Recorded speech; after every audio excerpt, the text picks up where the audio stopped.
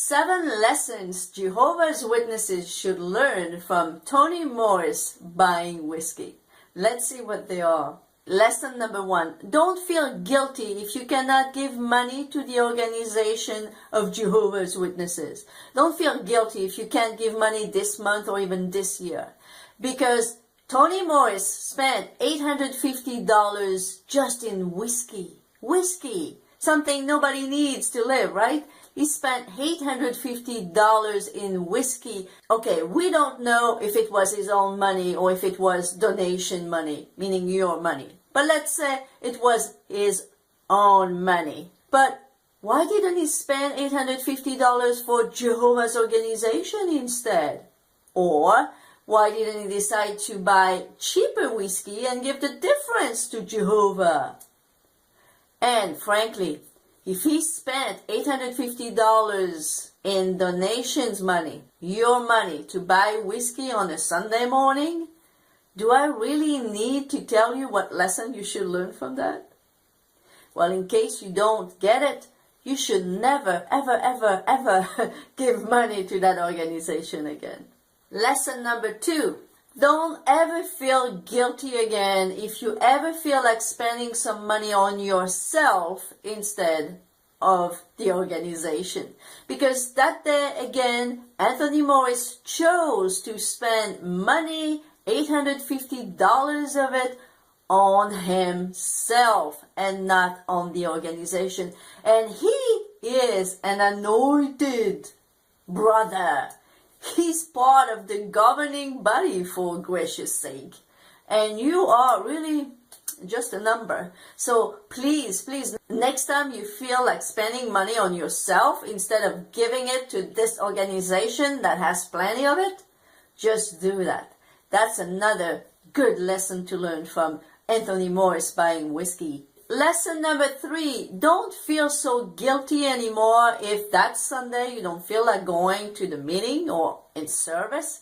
Because that Sunday morning, 11 a.m., well, Antony Morris wasn't in service and he wasn't at any meeting. It doesn't mean that he didn't do it later, earlier, I don't know. But the thing is, this is mostly the time where most congregations in most of the countries have their meetings and where the brothers go in service. But Antony Morris was some 45 miles away from his headquarters buying expensive whiskey. So next time, think of this. Next Sunday, when you're going to the meeting and maybe you don't feel like going, remember, if Antony Morris did it, I can do it. I can miss the meeting and I can go shopping instead. Lesson number 4, don't you ever believe that you can get caught even if you're far away from home.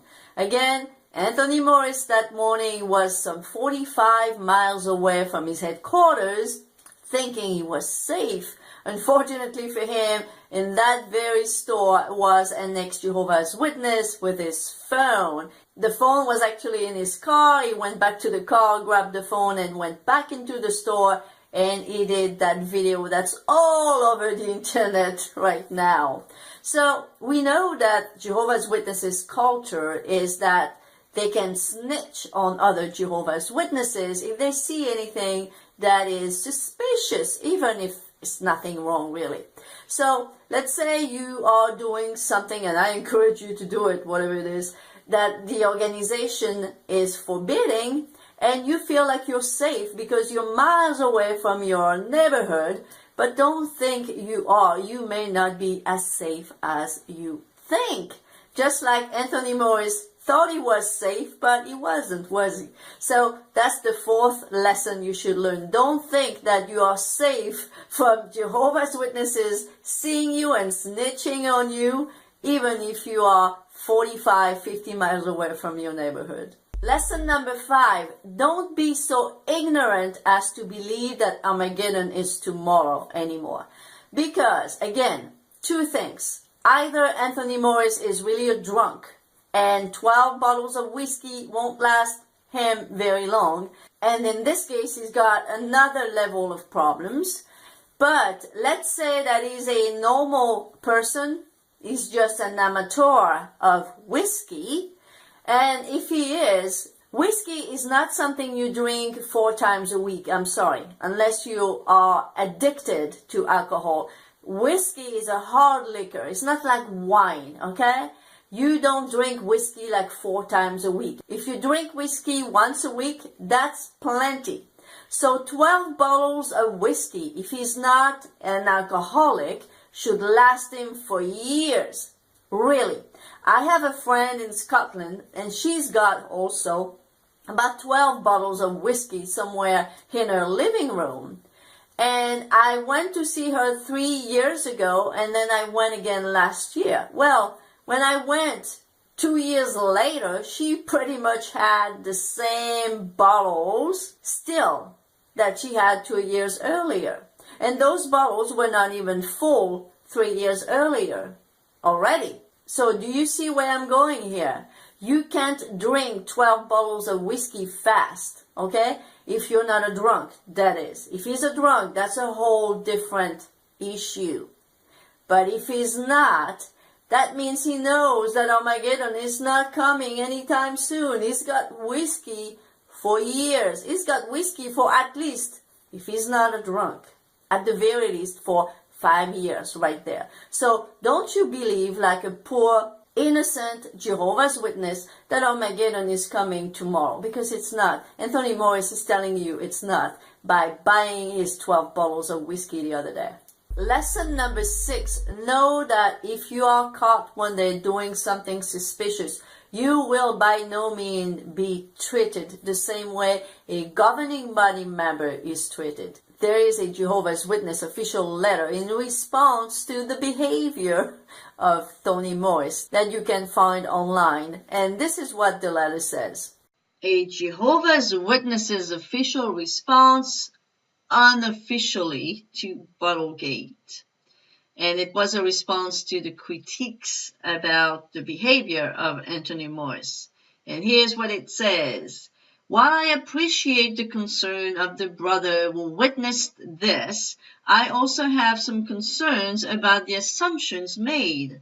Please keep in mind there are a number of circumstances that others may not be aware of. For example, using the purchase in connection with visitors, graduates from Gilead, and the branch committee school. Also, over what period of time will these bottles be used? As far as dedicated funds, some of our brothers had businesses prior to coming to Bethel. I will not get too personal on Brother Morris's circumstances in that regard.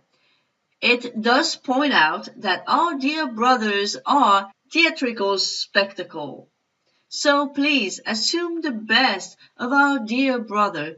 Thank you. But if you were caught, believe you me, if you were caught as a rank-and-file Jehovah's Witness buying 12 bottles of whiskey somewhere, anywhere, anytime, you would not be given the benefit of the doubt. You will have, at the very least, a little talk with the elders. So remember that. What the governing body members do and what you do, it's not the same thing. It will not be treated in the same manner. And finally, number 7, don't you feel guilty ever again if you don't feel like giving a witness, an informal witness at school or at work. Because Antony Morris, as it was pointed out from someone in my Facebook group, in my XJW Facebook group, someone said, there is something nobody talked about that I noticed. And I said, yeah, you know what? I've noticed it too, and I'll be sure to mention it in my next video. Tony Morris didn't give a witness to anyone in that store, did he? Even though that ex-Jehovah's Witness spoke to him and told him that he was also a whiskey amateur and asked him for advice.